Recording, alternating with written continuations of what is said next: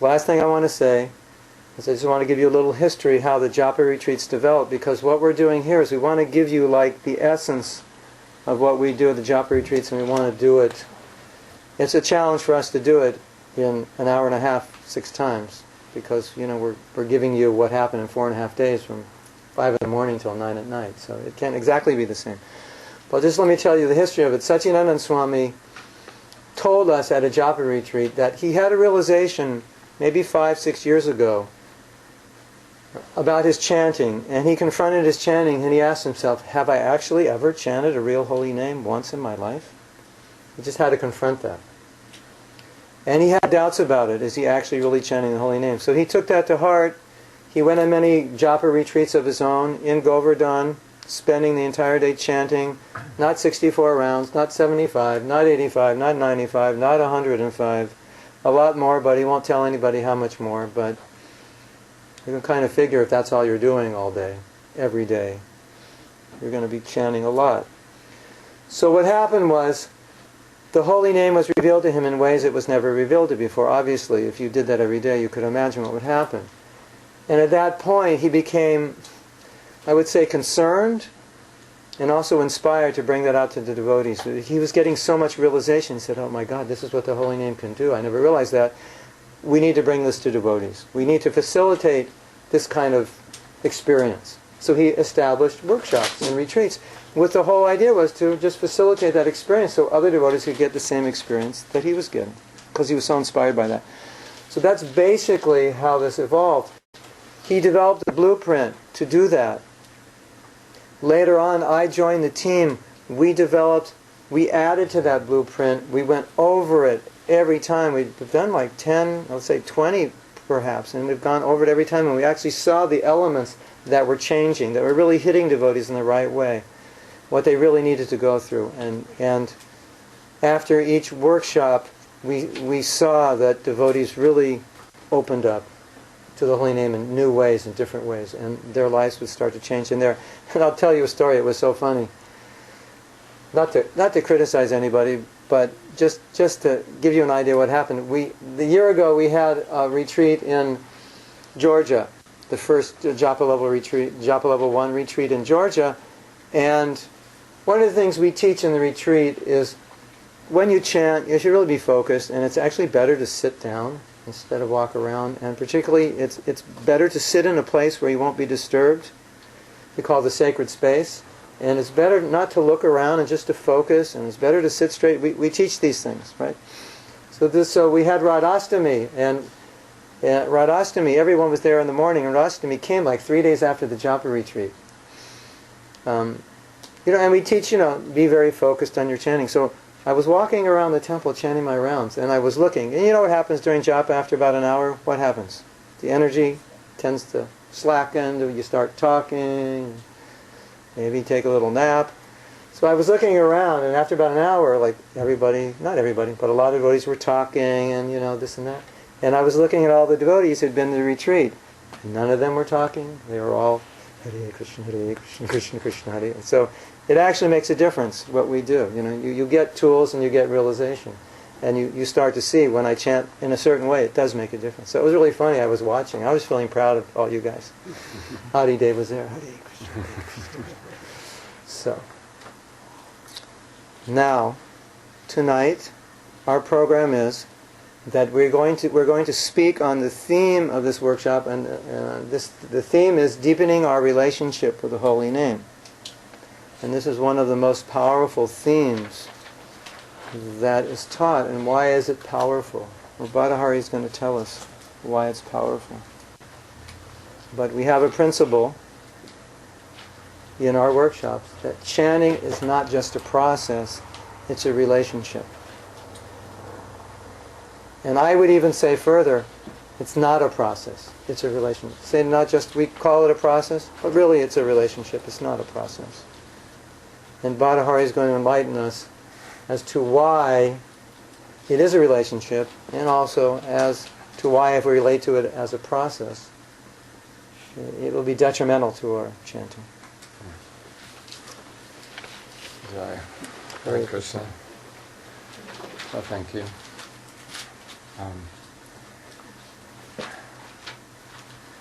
So this idea of a relationship, it's fundamental. It's said that a person, when they come to the stage of bhava, that they actually realize that the name and the person are the same. So someone may think, well, let me wait till bhava to think about that. But in answer to that question, I just wanted to read something to begin by from Bhaktivinoda Thakur. Where is it?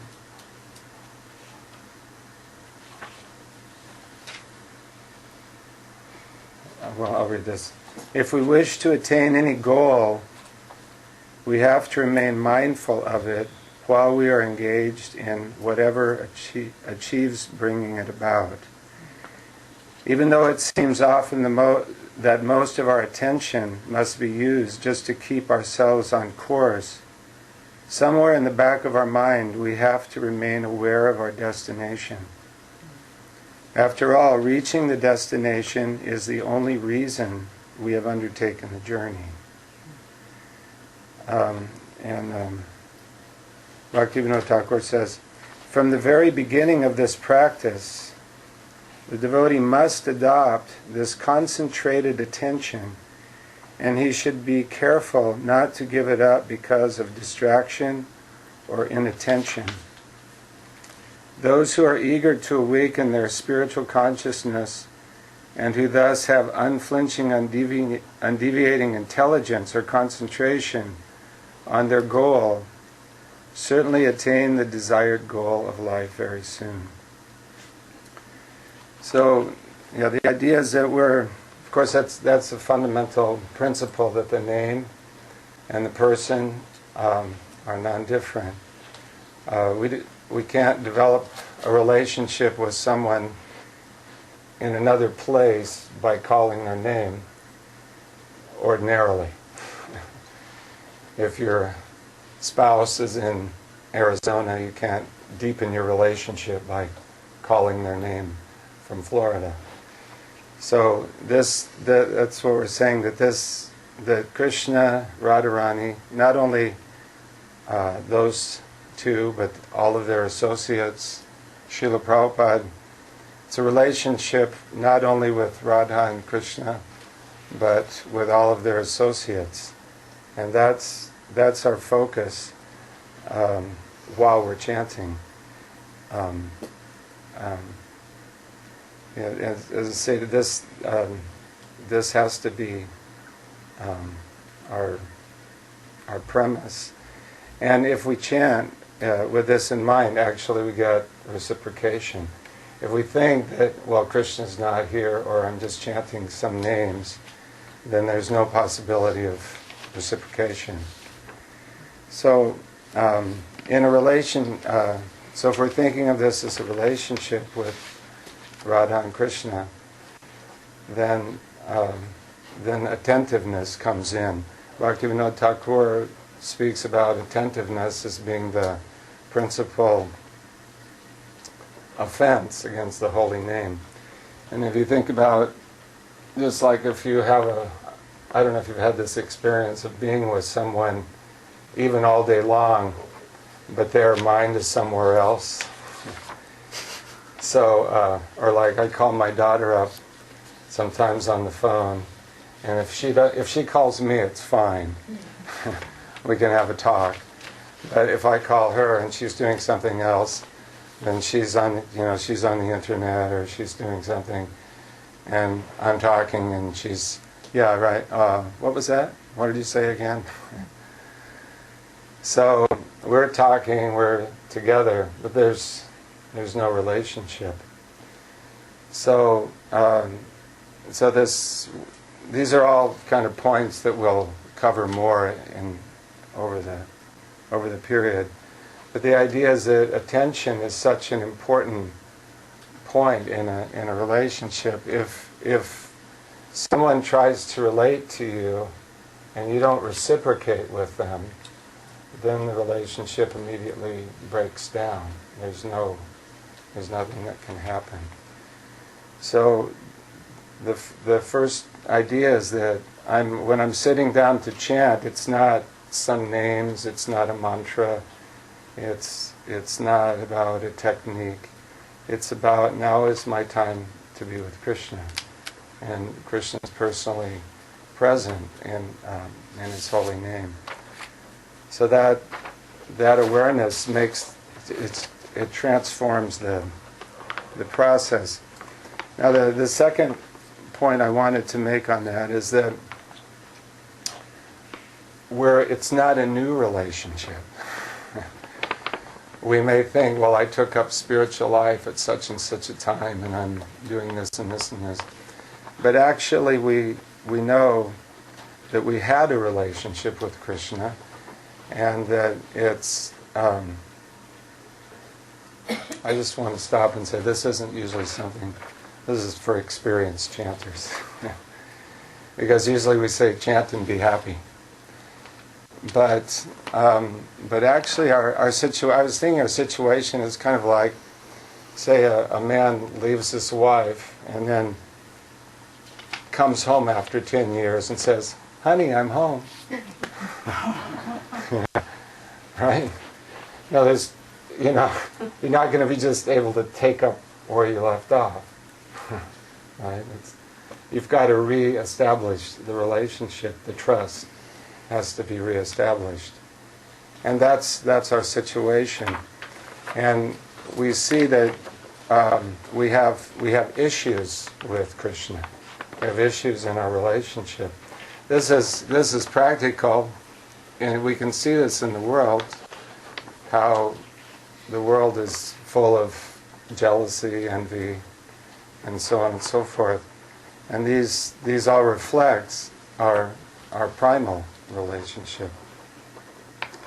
So Bhaktivinoda Thakur, actually I think it was Rupa Goswami, was saying that, Krishna, you say that whenever your devotees glorify you, that you're there, but I think you're not telling the truth. Because I see your devotees are sincerely chanting, and sometimes you're not there. And so the response was that, no, I am there, but sometimes I remain hidden and observe them. So we have to have that confidence that Krishna is there and He's observing us. Bhaktisiddhanta Saraswati Thakur made this point. I thought it was very beautiful, that we want to see Krishna, we want to be with Krishna, or maybe we don't. That we have to see.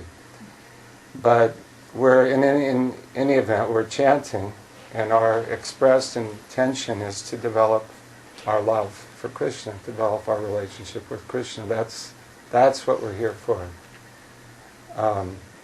But Krishna doesn't appear. So then what happens? Then Bhaktisiddhanta Saraswati Thakur says, then when Krishna doesn't appear, we're left alone, and the purpose is to examine our heart. Because if it's just like that. If you're with someone and then you're not there, then it's like, oh, what's going on?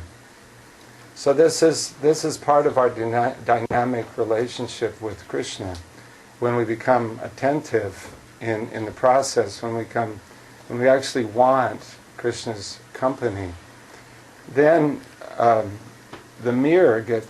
light gets turned on. What's going on inside? And we actually look, how am I really feeling? How do I really feel towards Krishna? I'm chanting Radha and Krishna's holy names. How do I really feel? What's going on? What are my attitudes? What are my emotions around this? What's coming in the way? Ravinda Sarup Prabhu told, you've probably all heard this, but perhaps not. He said that at a certain point, like many other devotees, he became very, very determined to improve the quality of his japa and to really chant attentively. I just wanted to say one more word about it begins with the determination to become attentive. And it takes determination because usually we don't have that habit. We're chanting, but we're perhaps planning the day, and that can really go on. It's a kind of a schizophrenic thing when you think about it. Ostensibly we're chanting, but our mind and heart. One thing is to bring the mind. The second thing is to bring the heart. That's the idea of alignment, which we'll speak about. But so if those. Can I just say one thing? Yeah. After you leave, 90% of what he said you'll forget in the next 2 or 3 days if you don't write it down. So if you find anything worth remembering. Of course, I could sell you the recording at $100 a CD, but it's cheaper to write it down. So just, if you find anything useful. Yeah.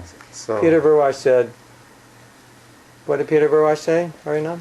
Something like even the most intelligent person, when they did test, by the next day 70% was gone. They said, what about the rest of us? Yeah. 70% is lost for the most intelligent. What about the rest of us? If you need paper and pens, just raise your hand. There's one here. So this, the determination to be, I'm with Krishna now. Let me be attentive. It's like my wife's complaint for years was you're just not present. I don't know if any other husbands have heard a comment like that. You're the only one, yeah. Huh? You're the only one. I'm the only one. Okay. And it took me the longest time to figure out what she was talking about, frankly. I finally think I did, sort of. You can ask her. But anyway, so that determination to be present with whatever comes, too, because it's not always pleasant. So Ravindra Swarupa was telling this wonderful story. Many devotees have had similar experiences, that he made a determination to really focus on his chanting. And at a certain point, he noticed that he was chanting and feeling very unhappy.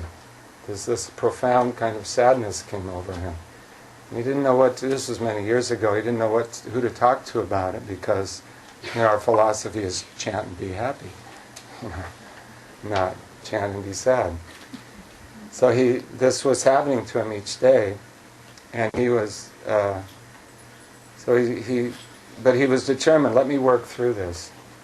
And at a certain point, it came to him that he was realizing that he had left Krishna. This realization came. Krishna, which is all of our situation. So, during the course of our developing our relationship with Krishna, this is something that we have to deal with within ourselves. Why did I leave Krishna? Why am I here? And but that's the beautiful thing. That's not a bad thing. That's a beautiful thing. And he realized that. At first he was thinking, well, I'm all alone. Nobody's ever experienced this. And he's started reading the prayers of Bhaktivinoda Thakur, and they're all full of these such statements and how he's feeling. And so that is, and that's how humility, the true humility of the Vaishnava develops, is in contact with Krishna. So that's 2 points. One thing is that it is a relationship, and that we're also in the process of mending our relationship. It's like sometimes two people have they have a marriage counselor or something like that, and they get together, and the marriage counselor says, well, you're at fault here, but you're at fault here. But in this case, Krishna's not at fault. It's the onus is on us. And at the same time, Krishna is observing all of our activities, and he's very kind. He wants us to come back to him, but he's working with us in such a way. He's sending us things within our day, within our life, within our relationships. He's sending us things that correct us, that jolt us. Those are all part of our relationship with Krishna. The things that happen to us in our life, whether horrible or great, those are all part of our relationship with Krishna. Krishna's not. It's like it wasn't that. Oh, he didn't notice that. So these as we chant with attention and just focus on our relationship with Krishna, then it's a new world. The last, how am I doing here? Yeah. Okay. The last point. Yeah. I'm trying to fit about an hour's worth of stuff in a few minutes. Yeah. So the last point is that Krishna wants to help us. Or sometimes the idea is it is a relationship. So when we're sitting down to chant, it's not about our power over our mind and body exactly. Okay, I'm going to do all the right techniques and I'm going to chant, and it's not exactly like that, although we may speak about techniques. But at the same time, Krishna is there. As I mentioned, that when we're chanting Krishna's name, Krishna's present, Radharani's present, the whole spiritual world is present. Srila Prabhupada taught us, even from day one, that we're calling on, oh Radha, oh Krishna, please, we're calling on them. So we're not chanting on our own strength. We actually can't chant on our own strength. It's not that when we say that Hare Krishna appears as a result of my making certain sounds. The holy name doesn't appear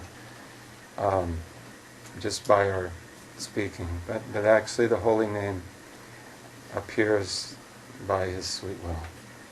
So, and I've had this experience some mornings, just feeling like, well, I'm really exhausted this morning, I won't be able to chant very well, I'm really tired.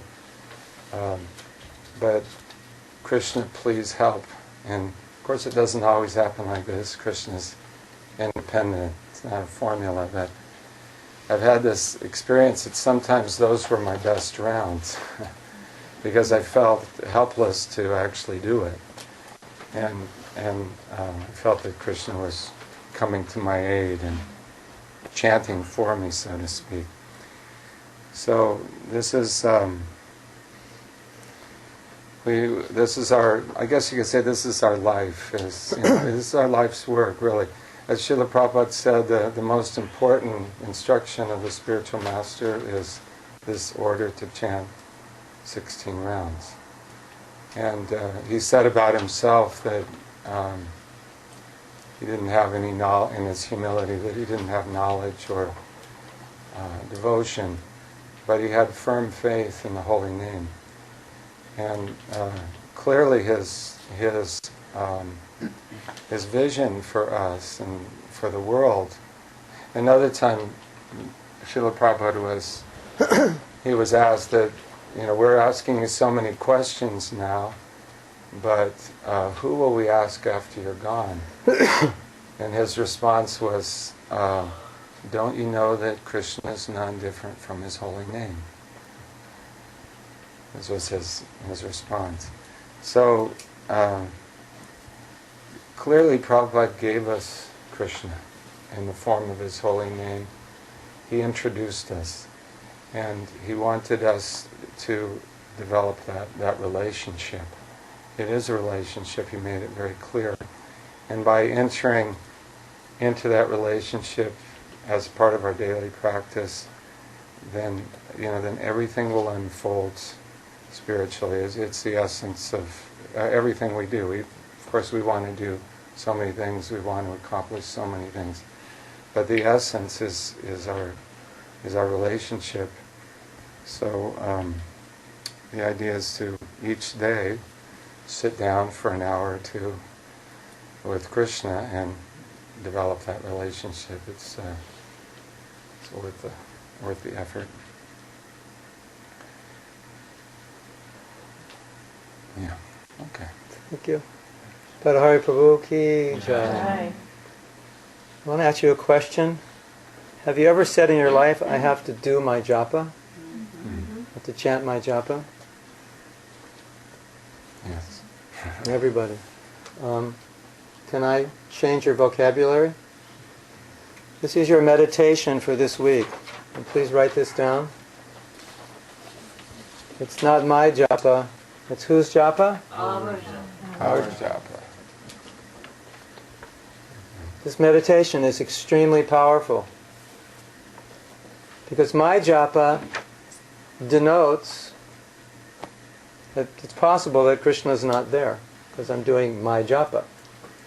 But with our japa, Krishna is there. Because it's not just me. That's a very powerful meditation. I have used this. And all I can say is the results I got are incredible.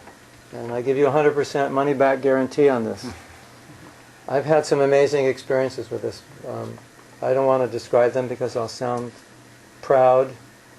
Maybe you'll even think I'm a sahajya, but this is a powerful meditation. I wanted to just add to a few things that Bhattahari was saying. A realization that I had about this idea of seeing chanting as a process. There is a really big problem with that. And the problem is, if it's a process, it's only you who suffers if you don't do the process well. It's not about Krishna or relationship, it's about a process. Interesting, isn't it? The way words change word to chanting as a relationship from process. Yeah, I'm doing the process. I had a bad day. It's just a bad day in the process. I was supposed to practice piano. I didn't do it right. It was a bad day on the piano. It's just a process. It's nothing to do with the relationship. I want to ask you a question.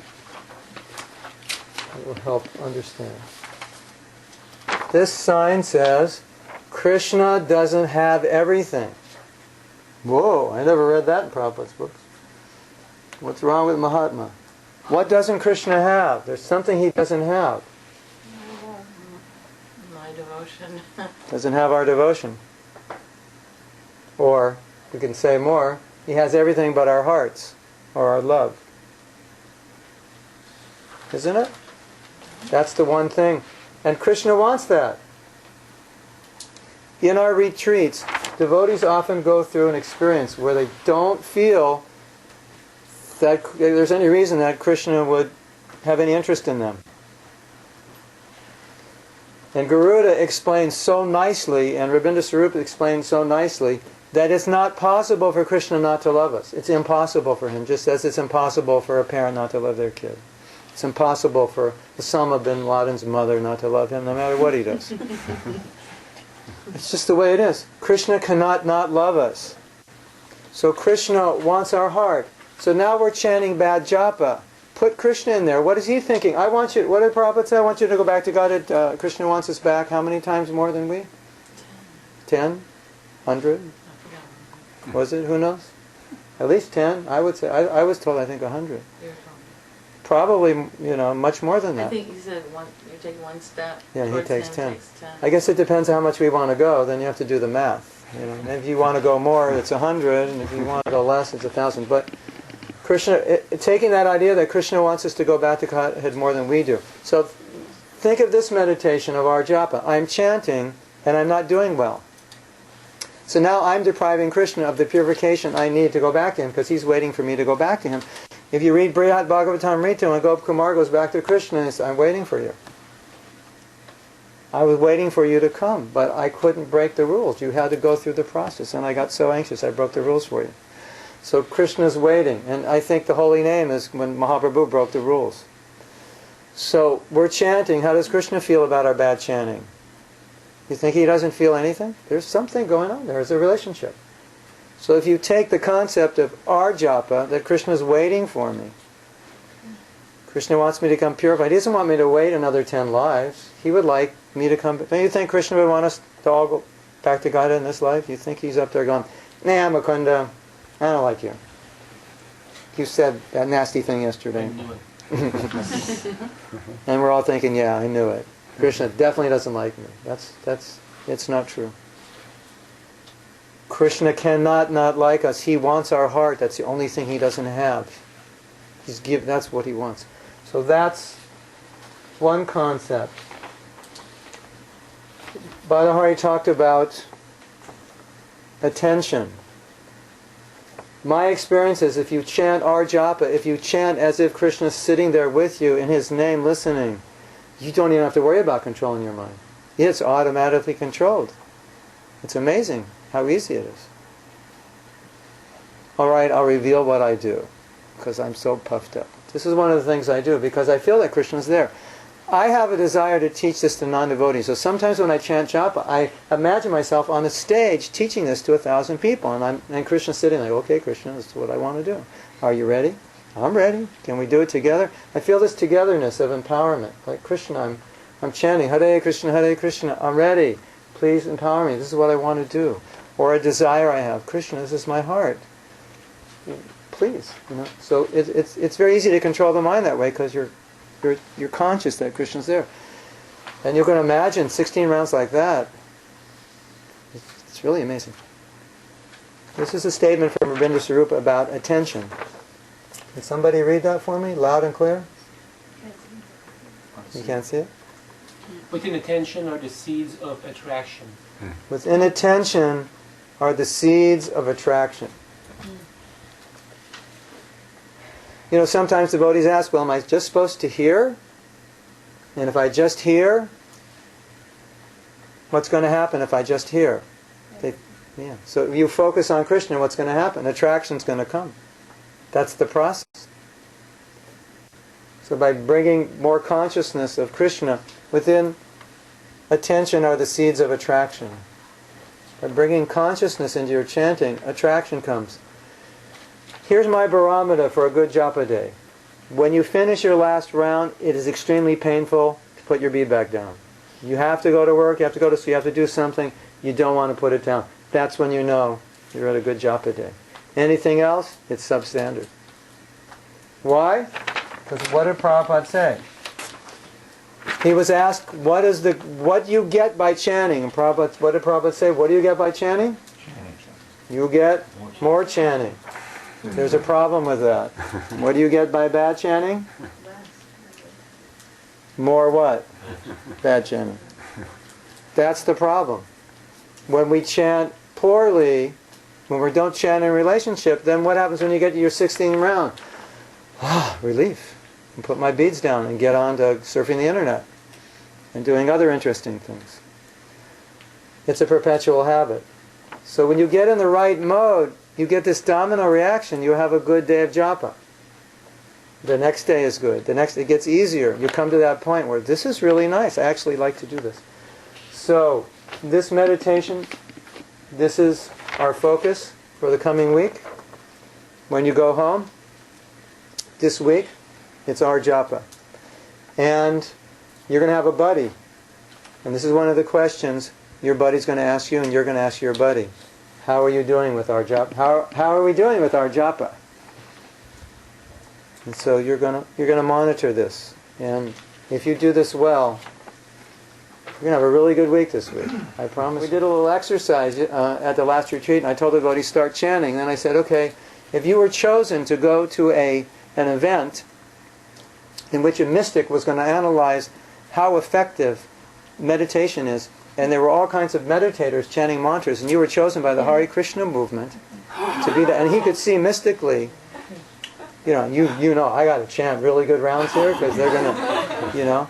And the devotees were sitting, you know, I just had them sit. I said, okay, we're going to do that. And you see the whole room went, They went from like, So, you know, look in terms of effort. What's your effort, you know? This effort is different than this effort. And a lot of times we see devotees with this effort. Hare Krishna, Hare Krishna, Krishna. You ever seen that? Krishna, Krishna. That's not a lot of effort. That's about a 2 effort, 2.5, isn't it? Hare Krishna. What about concentration? How much effort do you make to concentrate? If you make 50% effort, that probably means half the time you're chanting, your mind is wandering. If you made 100% effort, that means 100% of the time you're focused on the mantra. What about detachment, inspiration, results of chanting? So, yes, we just want you to look at these things, come up with a number. Question? I just going to say, what if you have bad knees and Yeah, that's all right. Sit in a chair and sit up. You know, I mean, effort is, you know, we talk a lot about posture, but, you know, when effort is there, posture becomes. So, just come up with a number on a scale of 1 to 10. Number 1 is, you get your hand in your bag, but you can't chant that first mantra and you put your bag down. Okay, this is an average? Yeah, you know, average of the last few months. Because some days you have Number, you know, if you finish your rounds and you're just like, wow, this was the best thing that ever happened to me, I could chant all day, you're up there like a 9. Yeah, I'll just do 64 rounds today, what the heck, you know, I'll call in sick, Hare Krishna, Hare Krishna. Then you're up there like 9 or 10. So pick a number, whatever it is,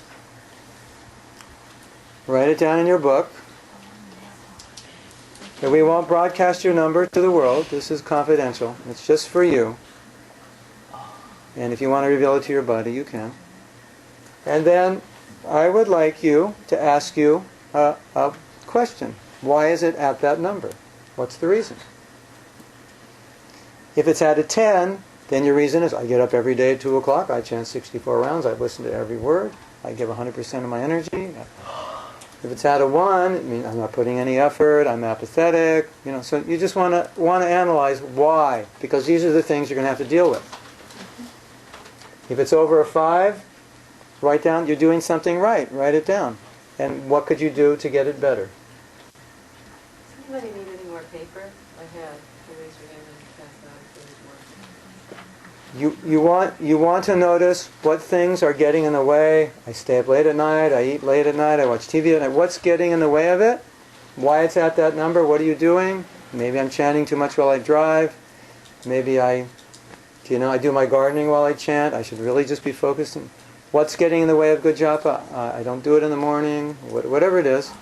I talk to people while I chant.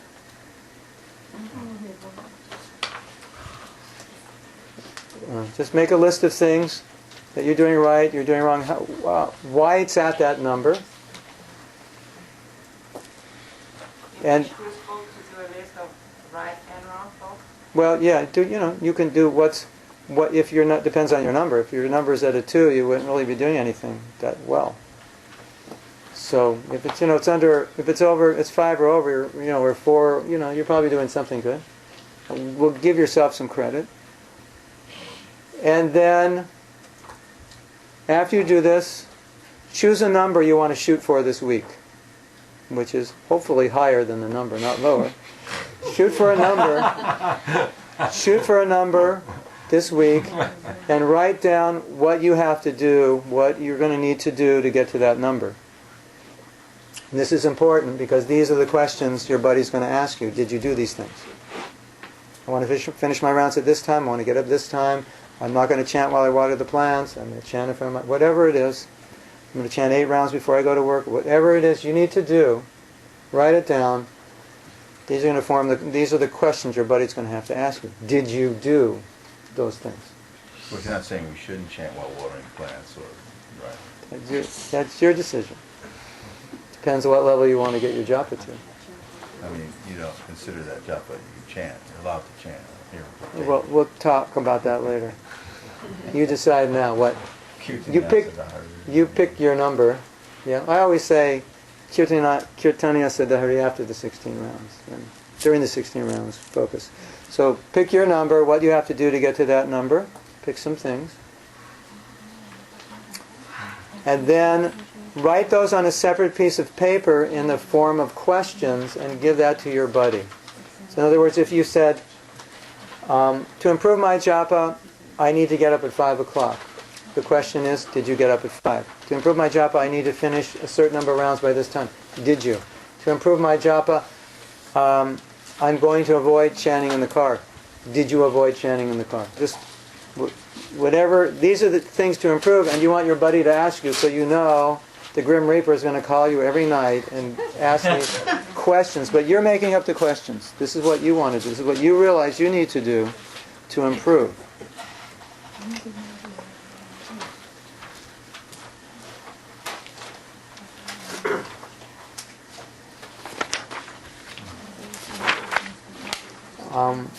Allow me to make a suggestion that you may want to consider seriously to put on this list. Don't think about what you have to do during the day while you chant. And the question would be, did you think about what you had to do during the day while you're chanting? If you just get over that, you're practically going to hit your number. If you just do that, that's like 90% of it. What do you do when you chant and you have a thought like, it's something that you really need to remember to do that? Well, we'll talk about it later. There are things to do. For lack of a better answer right now, because it would take me too long to explain it, stop and write it down. Although I don't do that anymore. I used to recommend that, but there's a way to get around it.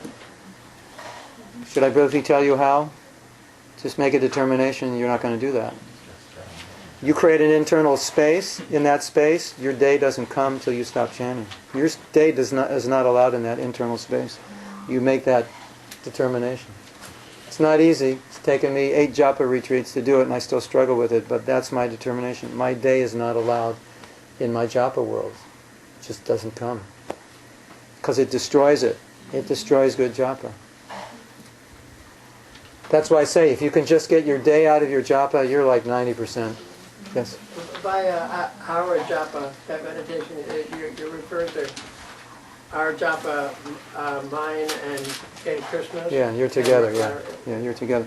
So don't forget, this is also a thing your buddy's going to ask you. It's going to be on your list. All buddies, remember to ask your partner, how are we doing in our japa? Because that's the meditation for this week, relationship. So how are we doing in the relationship?